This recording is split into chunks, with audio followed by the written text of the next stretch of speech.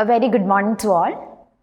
In the last class, we started with the chapter water and we learned about the different sources from which we get water. And today, we are going to learn about another topic that is about water cycle. So what is this water cycle? So we all like rain, right? So do you know how the rain is formed? So first, let's discuss that. So we know that the sun produces heat, and because of this heat, the water that is present in rivers, lakes, ocean, seas, that changes into water vapor. And that process, we call it as evaporation. The process by which the water is changed into water vapor. That is called evaporation. The water vapor mixes with the air and it rises upwards. And when it reaches a certain height, it cools and it changes into water droplets. When it reaches certain height, what happens? It cools and it changes into water droplets. And this drops of water forms clouds. So this is how clouds are formed. So the water droplets in the clouds become bigger drops. When they become bigger and heavier, they fall into the ground as rain. And this rainwater flows into rivers, ocean, lake, and this process again continues. So this is a continuous process that happens in the nature, and that is called as the water cycle.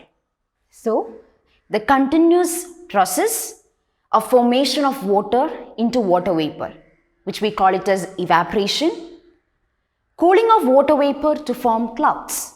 So when water vapor reaches a certain height, it cools, changes into water droplets, and these water droplets form clouds. Falling of rain from clouds. So when these water droplets in the clouds become bigger drops, they become heavier and they fall to the ground as rain. And this process continues in the nature, and that process we call it as water cycle. So what about snowfall? Have you seen snowfall? In some places there is snowfall. So when the weather is cold, these water droplets changes into snowflakes, and that causes snowfall. In page number 101, there is a box. Water vapor forms all the time, even when the weather becomes very cold. Moving to page number 102, it is given, several places in India face severe water shortage during the summer months. We know that summer season, it is very hot and we face water shortage during this period. Many people collect rainwater in underground tanks and use it, and that we call it as rainwater harvesting. Then there's a box given, life skills. Remember, rainwater is pure water. It can be collected, stored and used for many household purposes. So it can be used for many household purposes like washing vessels, etc. Coming to the next, that is about keywords. Evaporation. So what is evaporation? It is the process by which water is changed into water vapor. Then water vapor. What is water vapor?